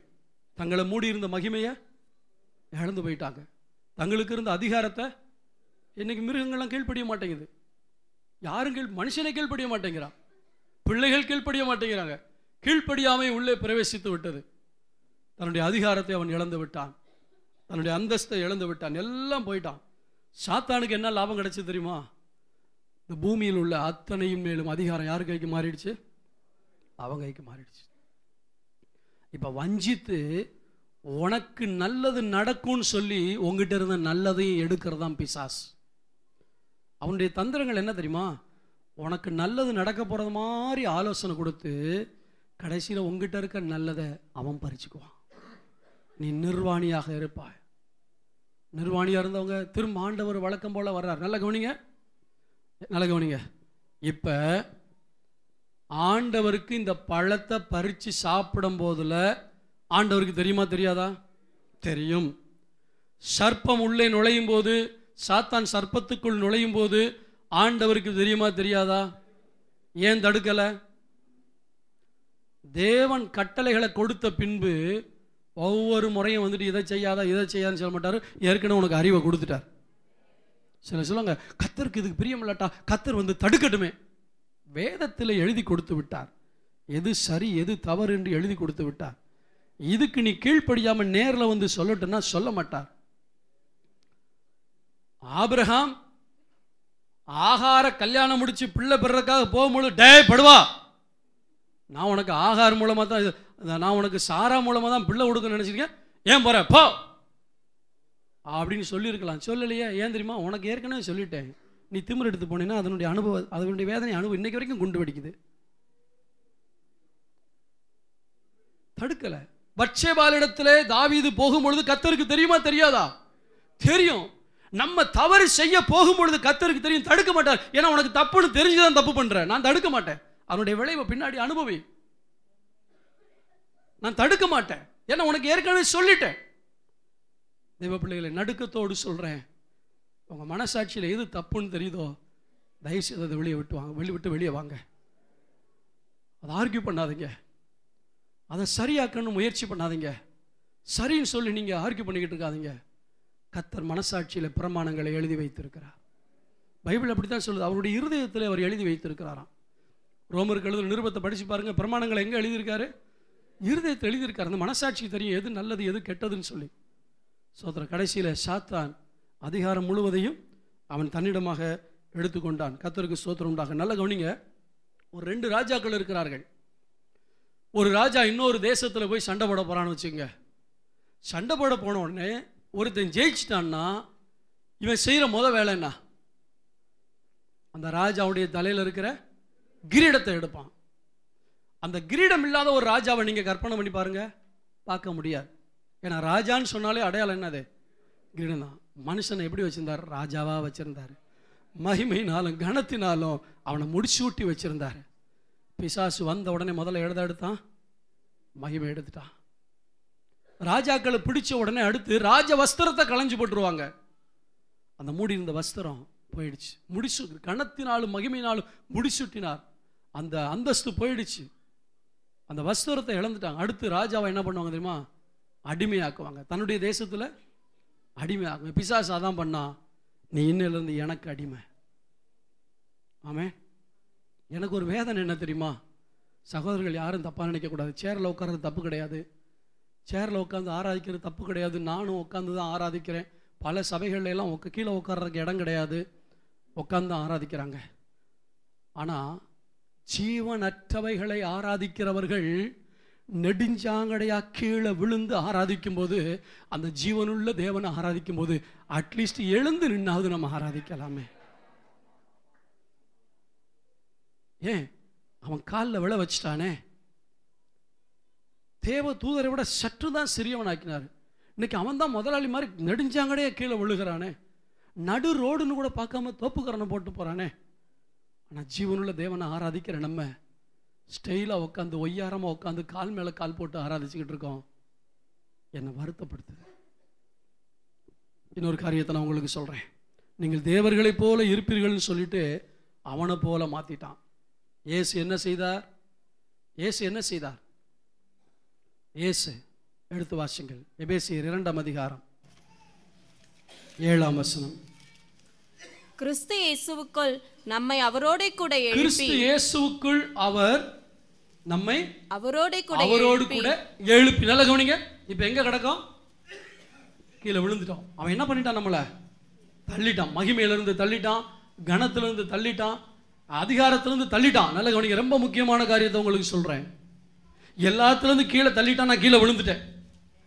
இப்ப கீழே விழுந்த என்ன அப்படியே விடுறது தேவ சித்தம் இல்லை. ஏன்னா அவர் என் மேல உயிரையே வச்சிருக்கார். அதுக்கு என் மேல உயிரையே வச்சிருக்கிறதுனால அவர் உயிரையே கொடுத்து என்னை மீட்க வந்தார். உன்னோட வேல்யூ உனக்கு தெரியல, உன்னை படைச்ச தெய்வத்துக்கு தெரியும். இந்த சரீரத்துக்கு வேல்யூ கிடையாதுங்க. இந்த வேல்யூ இல்லாத சரீரத்துக்கு தான் அவன் வாழ்க்கையில நிறைய நேரத்தை முக்கியத்துவம் கொடுக்குற. ஆனா வேல்யூவான ஒண்ணு உனக்குள்ள இருக்கு. ஆண்டவன் சரீரத்தினுடைய அழகை பார்த்து உன்னை தேடல. உன்னுடைய சரீரத்துக்குள்ள இருக்கிற அவருடைய பொக்கிஷம் அந்த ஆத்துமா, அதனுடைய விலை இந்த உலகத்தை விட பெருசு. அந்த ஆத்துமாவை மீட்கிறதுக்கு தான் தன்னுடைய ஜீவனையே உனக்காய் கொடுத்தார். நீ கீழே கிடக்கிறத உன்னை தூக்கி விடணுங்கிறதுக்காக நீ கிடந்த இடத்துல அவர் வந்தார். நீ எந்த இடத்துல கிடந்தியோ அந்த இடத்துக்கு அவர் வந்தார். அவர் மரித்தார், நம்முடைய பாவங்களுக்காக மரித்தார். பிதா அவரை எழுப்பினார். இப்ப நம்மளை எப்படி தெரியுமா எழுப்ப விரும்புறாரு? நீ முதல்ல சாகணும். முதல்ல பாவத்துல செத்து கிடந்த, இப்ப நீ பாவத்துக்காக சாகணும். நீ செத்தா தான் அவர் உன்னை உயிர்ப்பிக்க முடியும். அதுக்கு தீர்மானம் நீ தான் எடுக்க முடியும். நல்லா கவனிங்க. உங்களுக்காக இயேசு தீர்மானம் எடுத்தார். எப்ப? என் பிள்ளைங்க பாவம் செஞ்சிருவாங்க, அவங்க அக்கிரமத்தில் இருப்பாங்க, இந்த சாத்தானுக்கு அடிமையாயிடுவாங்க. ஆனா அவங்க இழக்க நான் மனசில், நான் எப்படியாவது போய் அவங்களுக்காக மனித அவதாரம் எடுத்து என் ஜீவனையே கொடுக்கிறேன்னு உலகம் உங்களை படைக்கிறதுக்கு முன்னாடியே உங்களுக்காக தேவன் ஒரு தீர்மானத்தை எடுத்திருக்கிறார். அந்த தீர்மானத்தினால் தான் உங்களுக்கு பாவ மன்னிப்பாகிய மீட்பை சம்பாதித்து வைத்திருக்கிறார். அதை பெற்றுக்கொள்வதற்கு உங்களால் தீர்மானம் எடுக்க முடியாட்டா நான் என்ன பண்றது? உங்களுக்காக அவர் தீர்மானம் எடுத்து அந்த தீர்மானத்தை நிறைவேற்றிட்டார். ஆனா அவர் சம்பாரிச்சு வச்சிருக்கிற அந்த மீட்பை பெறுறதுக்கு, அந்த பாவ மன்னிப்பை பெறுறதுக்கு, அந்த விடுதலையை பெறுறதுக்கு, அந்த வெற்றியை பெறுறதுக்கு நான் ஒரு ஆழமான தீர்மானம் எடுக்கலையே. சேத்துல கிடந்தோம், பன்றியில கிடந்தவன் தீர்மானம் எடுத்தான். தகப்பன் வந்து அணைச்சார். அவர் காத்துக்கிட்டே இருந்தார். தகப்பன் காத்துக்கிட்டு இருக்காரு. அந்த பன்றிகள் இருக்க இடத்த விட்டு என்ன செய்யணும்? தீர்மானம் பண்ணி எழும்பணும். ஸ்தோத்திரம். சிலர் சோர்ந்து போய் சூறை செடியின் கீழே இருப்பாங்க. அங்கிருந்து எழும்புனா தான் பர்வதத்துக்கு போக முடியும். இல்லையா சொல்லுவோமா? அங்கிருந்து எழும்பணும்.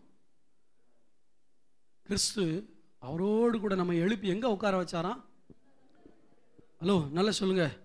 உன்னதங்களிலே அவரோட கூட உட்காரவும் செய்தார். அதை செய்யறதுக்கு முன்னாடி அவர் என்ன செஞ்சாரு? தன்னுடைய மகிமையை துறந்தார். ஏன்? என் மகிமையை இழந்தா தான் என் பிள்ளைங்க இழந்த மகிமையை அவங்களுக்கு நான் திரும்ப கொடுக்க முடியும். மகிமையை இழந்தார். நம்முடைய அடிமைத்தனத்திலிருந்து நம்மை மீட்பதற்குத்தான் அடிமையின் ரூபம் எடுத்தார். பிசாசு நம்மளை கண்ண பின்னாடி சின்ன பின்னமாக்கி அடிச்சுக்கிட்டு இருக்கான். அந்த அடியை திருப்பி அவனை அடிக்கிறதுக்கு தான் மனுஷன் கையில் என் ஆண்டவர் அடி வாங்கினார். அல்லையா சொல்லுவோமா? இத்தனை காரியங்களை செய்த அவர் நாம் தீர்மானம் எடுத்து அவரிடத்தில் வர வேண்டும் என்று விரும்புகிறார். நீங்கள் இருக்கிற இடத்துல இருந்து, ஆண்டவரே நான் பன்றிகளோட கிடக்கிறேன், சேத்துல கிடக்கிறேன், அசிங்கத்தில் கிடக்கிறேன், பாவத்தில் கிடக்கிறேன், அவன் என்னை தள்ளிட்டான், என்னை தூக்கி விடுங்கன்னு ஒரு தீர்மானம் பண்ண போதும் அவர் உதவி செய்ய வல்லவராக இருக்கிறார். நான் விழும்படி நீ என்னை கீழே தள்ளினாய், கர்த்தரோ எனக்கு உதவி செய்தார். அவர் எங்க இருந்து தூக்குறாராம்? 1 சாமுவேல் புத்தகம் 2ஆம் அதிகாரம் 8ஆம் வசனத்தை வாசிங்க. அவர் சிறியவனை புழுதியிலிருந்து எடுத்து, எங்க இருந்து எடுக்கிறாரா? சிறியவனை புழுதியிலிருந்து எடுத்து எளியவனை குப்பையிலிருந்து உயர்த்தி அவர்களை பிரபுக்களோட ஃபர்ஸ்ட் நல்லா கவனிங்க. எங்க உட்கார வைக்கிறாரு? பிரபுக்கள்னா யாரு? இந்த உலகத்தில் உள்ள அதிபதிகள், சொசைட்டியில் பெரிய ஆட்களா இருக்கிறவங்க. அது எம்பியா இருக்கலாம், எம்எல்ஏவா இருக்கலாம், அவர் பிரைம் மினிஸ்டரா இருக்கலாம், அவர் ஜனாதிபதியா இருக்கலாம், பிரசிடென்டா இருக்கலாம், யாரா இருக்கலாம். பிரபுக்கள். ஆண்டவர் எடுத்த உடனே உங்களை நேர டைரக்டா எந்த லெவலுக்கு கொண்டு வராரு? இந்த பூமியின் உயர்ந்த ஸ்தானங்களில் உன்னை குடியிருக்க பண்ணுவார். ஆமென் சொல்லுவோமா? எடுத்த உடனே எங்க எடுத்தாலும் சரி பொழைச்சிட்டு போன்னு தூக்கி போட்டு போற தெய்வம் அல்ல. சேத்துல இருக்க உன்னை தூக்கி எடுத்து கழுவி ரோட்ல விட்டுட்டு போற தெய்வம் அல்ல. உன்னை உயர்ந்த ஸ்தானத்தில் உட்கார வைக்க விரும்புகிறேன். நீங்க தீர்மானம் எடுக்க தயாரா? நான் இன்னும் அவன் தள்ளிவிட்ட இடத்துலயே கிடந்துக்கிட்டு அதுலயே சாக்கு சொல்லிக்கிட்டு மகிமையை இழந்து, அந்தஸ்தை இழந்து, அதிகாரத்தை இழந்து கிடக்க நான் விரும்பல. நான் மேல வர விரும்புறேன். ஆமென். மேல வர விரும்புறேன். அவனை கொண்டு போய் பிரபுக்களோட உட்கார வச்சாராம். அடுத்து செகண்ட் லெவல் என்னது? மகிமையுள்ள சிங்காசனத்தை சுதந்தரிக்கவும். ஹலோ நல்லா சொல்லுங்க. மகிமையுள்ள சிங்காசனம். அது என்ன மகிமையுள்ள சிங்காசனம்? அது யாருடைய சிங்காசனம்? தேவனுடைய சிங்காசனம். ஒரு அல்லேலூயா சொல்லுவோமா? அல்லேலூயா. இதத்தான் சொல்லப்பட்டிருக்கிறது. கிறிஸ்து நம்மை அவரோடு கூட எழுப்பி உன்னதங்களிலே, ஆண்டவருடைய சிங்காசனம் என்ன சிங்காசனம்? உன்னதத்தில் இருக்கிற மகிமையுள்ள சிங்காசனம். கரங்களை தட்டி கர்த்தருடைய நாமத்தை மகிமைப்படுத்துவோம்.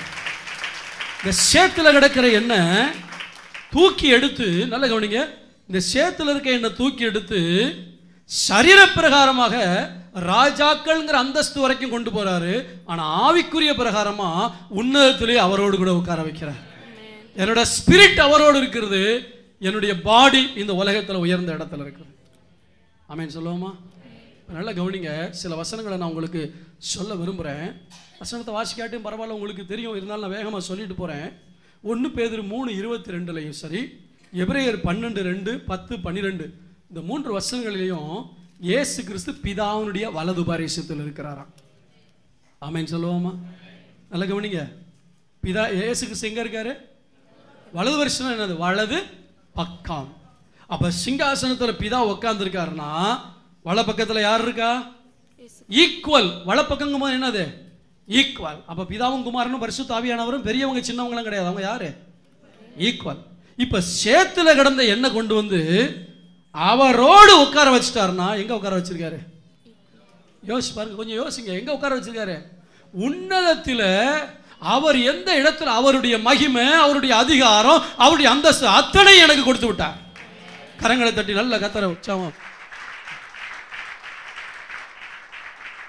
ஐயா நான் சேத்துல தான் கிடந்தேன், புழுதியில தான் கிடந்தேன், மண்ணில் தான் கிடந்தேன், பாவத்தில் தான் கிடந்தேன். ஆனால் நான் ஒரு தீர்மானம் எடுத்தேன், இயேசு என்னுடைய பாவத்துக்காய் மரித்தார் என்று. ஆண்டவரே என்னை காப்பாற்றுங்க, என்னை தூக்கி விடுங்கன்னு கேட்டேன். அவர் என்னால் நினச்சி பார்க்க முடியாத ஒரு அந்தஸ்தை எனக்கு கொடுத்தார். என்ன? பூமியில் மகிமையினாலும் கனத்தினாலும் முடிச்சு விட்டப்பட்டு அதிகாரமுடையவனாய் இருந்தாய். மிருகங்கள் மேல் அதிகாரம், இயற்கையின் மேல் அதிகாரம், எல்லாவற்றிலும் அதிகாரத்தை கொடுத்திருந்தார். ஆனால் ஒரு கெட்டதுலேயும் ஒரு நல்லது இருக்கு. என்ன தெரியுமா? இப்போ ஆண்டவர் மறுபடியும் எங்கே கொண்டு போயிட்டார் அவனை? உன்னதத்தில் அவரோடு உட்கார. இப்போ சிங்காசனத்தில் உட்காந்தாச்சுன்னா ஆட்டோமேட்டிக்காக தலையில் என்ன வரும்? அதனால தான் உங்களை என்னையும் ராஜாக்களாக மாற்றினார்னு பைபிளில் போட்டிருக்கு. புரியுதா உங்களுக்கு? ஏன் சும்மா இல்லை, என்னுடைய ஆவிக்குரிய அந்தஸ்து அவரோடு கூட அந்த உன்னத சிங்காசனத்தில் ஏசாயா தீர்க்கதரிசி பார்த்தானே, உயரமும் உன்னதமான சிங்காசனத்தில் கர்த்தர் வீற்றிருக்க கண்டேன்னு சொல்லி அதே இடத்துல என்னுடைய ஆவிக்குரிய அந்தஸ்து இப்பொழுது இருக்கிறது. அங்கே கொண்டு போய் உட்கார வச்சிட்டார். அப்போ ஆட்டோமேட்டிக் என்ன கிடைக்கிது? மகிமை. இதனால தான் ஜெபிக்கும் போது இந்த பூமிக்குரிய தேவைகள், இந்த பூமிக்குரிய பிரச்சனைகளை மட்டும் பார்க்காம நான் எங்கே உட்காந்துருக்கேன், யாரோட உட்காந்துருக்கேன், அந்த லெவல்ல இருந்து நீங்கள் ஜெபம் பண்ணி பாருங்க, உங்கள் ஜெபம் பவர்ஃபுல்லாக இருக்கும். அல்லேலூயா. இப்போ ஆண்டவர் என்ன மேலே கொண்டு வந்துட்டாரு. அந்த மகிமை, அந்த கானம், அந்த அதிகாரம். இப்போ என்ன அதிகாரம் தெரியுமா? இந்த ராஜாவுக்கு பக்கத்தில் ராஜாவுடைய சிங்காசனத்தில் உட்கார்றதுக்கு ஒரே ஒரு அருகதை அவன் மகனுக்கு மட்டும்தான் இருக்கு. அதனால தான் பிள்ளைகளாயிட்டு போன்னு பொழைச்சிட்டு போன்னு சொல்ல, பிள்ளைகளாகும்படி அதிகாரம் தேவன் கொடுத்திருக்கிறார். என்னோடு கூட ஆண்டவர் சொன்னார், நான் எங்கே இருக்கிறேனோ என்னுடையவர்கள் நீர் எனக்கு தந்த மகிமையை பார்க்கும்படி அவர்களும் என்னோடு கூட இருக்கும்படி நான் விரும்புகிறேன். உங்களுடைய ஸ்டேட்டஸ் என்னங்கிறத உணரணும். இன்னைக்கு இந்த ஆவிக்குரிய கண்கள் திறக்கப்பட்டா உங்க ஆவிக்குரிய வாழ்க்கையே வித்தியாசமாக இருக்கும். உங்க விருப்பு வெறுப்பெல்லாம் மாறி போகும். நீங்க யாருங்கிறத உங்களால கண்டுபிடிக்க முடியும். இன்னைக்கு நம்ம யாருங்கிறத நம்ம கண்டுபிடிக்காதனால தான் அடுத்தவனோடைய கம்பேர் பண்ணி, விழுந்து போனவனோட, பிசாசோட, மற்ற காரியங்களோட கம்பேர் பண்ணி நம்ம தகுதியை நம்மளே இழந்துகிட்டு இருக்கோம். இன்னொரு முக்கியமான காரியத்தை சொல்றேன். மறுபடியும் ஆண்டவர் எந்த அதிகாரத்தை கொடுத்தாரு தெரியுமா? இன்னைக்கு மிருகங்கள் மேல் அதிகாரம் இருக்க நமக்கு கிடையாது. இன்னைக்கும் போனீங்கன்னா யானை மிதிச்சு கொண்டுரும், சிங்கம் கடிச்சு சாப்பிட்றோம், பாம்பு ஏய் நீ எனக்கு அடிமை ஆயிட்ட, ஆண்டவர் மேலே அதிகாரம் கொடுத்துருக்கா, சர்ப்பங்களை மிதி போய் பாருங்க கொத்தி போடும். புரியுது உங்களுக்கு? அப்போ என்ன அதிகாரம்? பூமியில் எனக்கு என்னென்ன அதிகாரம் இருந்ததோ அத்தனை அதிகாரத்தையும் தன் வசப்படுத்தினானே, அவனையே ஜெயிக்கிறதுக்கு கர்த்தர் எனக்கு அதிகாரத்தை கொடுத்து விட்டார். நீ பிசாசை கண்டு பயப்பட தேவையில்லை. நீ பிசாசு அப்படி பண்ணிடுவானா இப்படி பண்ணிடுவானு செய்ய தேவையில்லை. அவனுடைய சகல அதிகாரங்களையும் மேற்கொள்வதற்கு நான் உனக்கு அதிகாரம் கொடுக்கிறேன் என்று ஆண்டவர் சொன்னார். ஏன் அதிகாரம்? நான் அவருடைய பிள்ளை. நான் அவருடைய பிள்ளையாக அவருக்கு பக்கத்தில் சிங்காசனத்தில் உட்கார்ந்து இருக்கிறேன். அவருடைய மகிமை, அவருடைய அந்தஸ்து, அவருடைய ஆளுகை திறமை எல்லாவற்றையும் எனக்கு கொடுத்திருக்கிறார். ஒரு கிறிஸ்தவன் சரியா இதை அறிந்து கொள்ளும் பொழுது அவனுடைய கிறிஸ்தவ வாழ்க்கையை வித்தியாசமாக, இதை உணரும் பொழுதுதான் எனக்குள்ள நிறைய மாற்றங்கள் வர ஆரம்பித்தது. ஆமென் சொல்லுவோமா? என்னுடைய அந்தஸ்தை நான் இழக்க விரும்பலை, என்னுடைய ஸ்டேட்டஸ் நான் இழக்க விரும்பல. நான் யார்? பூமியில் நான் கால்றது பொய்யான வாழ்க்கை, நிரந்தரமாக அங்கே வாழ போகிறேன். அந்த பொய்யான வாழ்க்கையில் என்னுடைய அந்தஸ்தை நான் இழக்க விரும்பலை, என்னுடைய ஸ்டாண்டர்டை நான் இழக்க விரும்பலை. ஆண்டவர் மறுபடியும் சொல்லுகிறார், நான் உன்னை தூக்கிட்டு போய் மறுபடியும் இந்த உலகத்தில் பிரபுக்களோட மட்டும் இல்லை, உன்னதத்தில் என்னோட உட்கார வைக்க விரும்புகிறேன். நீங்கள் யாரோட உட்கார போகிறீங்க? துன்மார்க்கனுடைய ஆலோசனையில், பாவிகளுடைய வழியில், பரியாசக்காரர்கள் உட்காரும் இடத்தில், குடியாரர்கள் இருக்கும் இடத்தில் அங்கே உட்கார விரும்புகிறீங்களா? இல்லை ஆண்டவரோடு உன்னதத்தில் உட்கார விரும்புகிறீங்களா? அல்லேலூயா, அல்லேலூயா. கர்த்தருக்கு ஸ்தோத்திரம்டாக. இன்னொரு காரியத்தை சொல்கிறேன், அவரோடு நான் உட்கார்ந்து இருப்பது உண்மையானால் என் தேவைகள், என்னுடைய ஆவி அவரோடு உட்கார்ந்து இருக்கும் பொழுது என் சரீரத்தின் தேவைகளை சந்திக்க அவர் அக்கறை உள்ளவராக இருக்கிறார். மீண்டும் சொல்கிறேன், என்னுடைய ஆவி அவரோடு உன்னதத்தில் ஒன்றாக இருக்கும் பொழுது அந்த ஆவி வாசமாய் இருக்கிற சரீரத்தினுடைய தேவைகளை சந்திக்க வல்லவராக இருக்கிறார். அல்லேலூயா சொல்லுவோமா? ஒரு காரை நான் வாடகைக்கு எடுத்துகிட்டு போகிறேன், நானே செல்ஃப் டிரைவிங்கில் ஓட்டிகிட்டு போகிறேன். வெளிநாடுகள்லாம் அப்படி தான், காரை வாடகை எடுத்து நம்மளே ஓட்டிகிட்டு போகலாம், டிரைவர்லாம் கொடுக்க மாட்டாங்க. அந்த காரை திரும்ப கொடுக்குற வரைக்கும் அந்த காருக்கு எந்த பழுதும் வரக்கூடாது. ஏன்னா பழுது வந்துச்சுன்னா எனக்கு தான் பிரச்சனை, நான் போகிற பிரயாணம் தடைபடும். அந்த கார் என்னுடைய கையில் இருக்கிற வரைக்கும் அதை பராமரிக்க வேண்டியது என்னுடைய பொறுப்பு. இந்த ஆவி இந்த சரீரத்துக்குள்ளே இருக்கிற வரைக்கும் இந்த ஆவியை தந்த தேவன் இதை பராமரிக்க வேண்டியது அவருடைய பொறுப்பு. இந்த ரகசியத்தை தெரிஞ்சுக்கிட்டீங்கன்னா தேவைகளை குறித்த பயமே இல்லை. கவலையே இல்லை.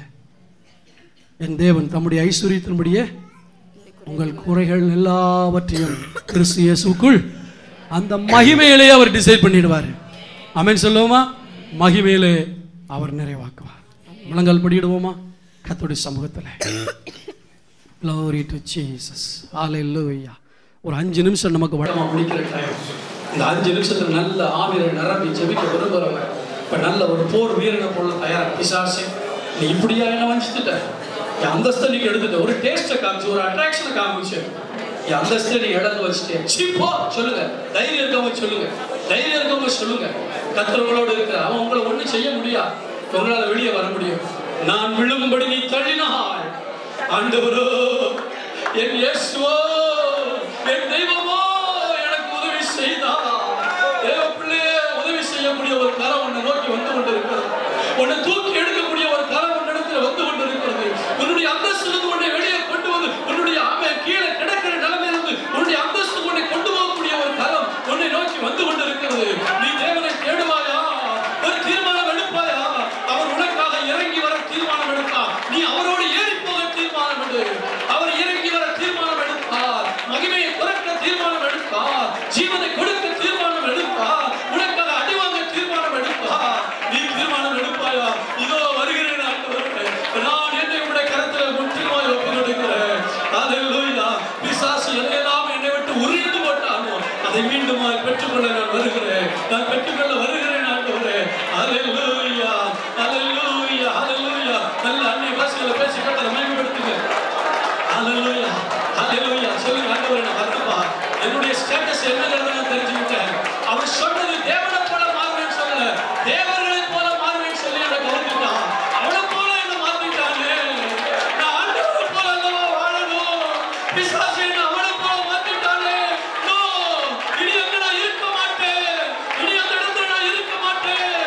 நான் தீர்மானம் எடுத்து வெளியே வருகிறேன், நான் தீர்மானம் எடுத்து வெளியே வருகிறேன். நான் யார் என்பதை கண்டுகொண்ட பின்பு எந்த இடத்தில் எனக்கு சோதனை இருக்கிறதோ அந்த இடத்தில் நான் மீண்டும் வாழ விரும்பவில்லை.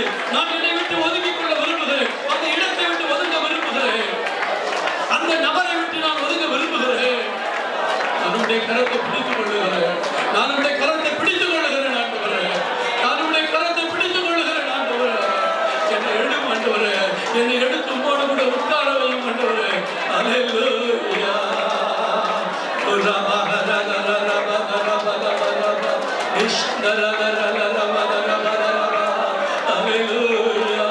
சொல்லுமா, எங்கோ நான் வாழ்ந்தேன், அறியாமல் அலைந்தேன், என் நேசர் தேடி வந்தீரையா. நல்ல இதுதான் உங்களுக்கு கொடுக்கப்பட்ட ஒரு பொக்கிஷமான நேரம். Don't waste this time. இந்த நேரத்தை நீங்க வீணாக்கி விடாதீங்க. இப்ப கர்த்தர் உங்க வாழ்க்கையில ஒரு காரியத்தை செய்து கொண்டு இருக்கிறார், உங்களுக்குள்ள ஒரு காரியத்தை கர்த்தர் மாற்றிக் கொண்டு இருக்கிறார். அவருடைய வல்லமை உங்களுக்குள்ள கடந்து வந்து கொண்டு இருக்கிறது, அவருடைய மகிமை உங்களுக்குள்ள கடந்து வந்து கொண்டு இருக்கிறது. நீ இழந்து போன மகிமையை பெற்றுக்கொள் மகனே, நீ இழந்து போன மகிமையை பெற்றுக்கொள் மகனே, நீ இழந்து போன அதிகாரத்தை பெற்றுக்கொள் மகனே, நீ இழந்து போன அதிகாரத்தை பெற்றுக்கொள் மகனே. நான் உன்னை ஹானர் பண்ண விரும்புகிறேன், நான் உன்னை ஹானர் பண்ண விரும்புகிறேன். எங்க தூதருடைய லிஸ்ட்ல உன்னை உட்கார வைக்க விரும்பல, மூப்பருடைய லிஸ்ட்ல உட்கார வைக்க விரும்பல, ஜீவனுடைய லிஸ்ட்ல உட்கார வைக்க விரும்பல. என் பக்கத்திலேயே உன்னை உட்கார வைக்க விரும்புகிறேன், என் பக்கத்திலேயே உன்னை உட்கார வைக்க விரும்புகிறேன். எங்கோ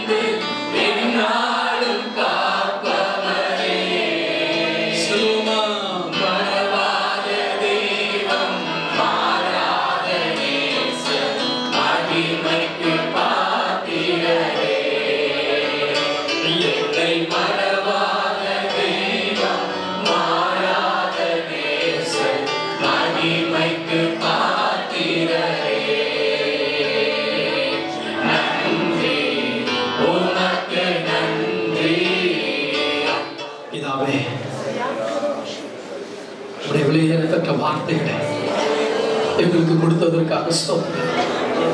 பயப்படாதே, நான் உனக்கு துணை நிற்கிறேன் என்று சொன்ன தெய்வம் எங்கள் இக்கட்டில் மட்டுமல்ல, எங்கள் பலத்தில் எங்களுக்கு உதவி செய்வது மட்டுமல்ல, கீழே கிடக்கிற எங்களை தூக்கி எடுக்கிறதுக்கு நீங்க உதவி கரம் நீட்டுங்க. நான் விழும்படி நீ என்னை தள்ளினார், கர்த்தரோ எனக்கு உதவி செய்தார். நான் எதை இழந்தேனோ அதை மறுபடியும் பெற்றுக்கொள்ள உதவி செய்கிறார். இந்த அதிகாரத்தை இழந்தேனோ அந்த அதிகாரத்தை பெற்றுக்கொள்ள தெய்வ பிள்ளைய ஒருவேளை நீ வேலை செய்கிற இடத்துல உனக்கு இருந்த கௌரவத்தை இழந்திருக்கலாம், உன்னுடைய மதிப்பை இழந்திருக்கலாம், உன் நல்ல பேரை இழந்திருக்கலாம். அன்னைக்கு ஆண்டவருடைய கருத்துல உன்னை ஒப்பு கொடுத்தாங்கன்னா எந்த இடத்துல நீ எதை இழந்தாயோ அதை மீண்டும் கொடுக்க என் தேவன் வல்லவராக இருக்கிறார். ஒருவேளை உன்னுடைய சாட்சியற்ற வாழ்க்கையினால நற்பேரை இழந்து போயிருக்கலாம். இப்ப ஆண்டவருடைய கரத்துல உங்க வாழ்க்கையை ஒப்பு கொடுத்து பாருங்க, அதே இடத்துல நற்சாட்சியாக உங்களை வாழ வைக்க என் தேவனால் முடியும். இதாவே எங்களை தாழ்த்தி ஒப்பு கொடுக்கிறோம். இந்த வசனத்தை கேட்ட பிள்ளைகளுக்குள்ள ஒரு மாற்றம் வர வேண்டுமே. ஒரு நல்ல செய்தி கேட்டோங்கிற ஒரு திருப்தியில போகக்கூடாது. பாஸ்டர் இன்னைக்கு செய்தி நல்லா இருந்துச்சு என்ன பாராட்டிட்டு போயிடக்கூடாது. நீங்க எதை செய்வதற்காக இந்த செய்தியை கொடுத்தீங்களோ அது அவங்களுக்குள்ள நடக்கணும். அது நடக்கணுமப்பா, அது நடந்துங்க. கன மகிமையில் உமக்கு செலுத்துகிறோம் இயேசுவின் நாமத்தில்.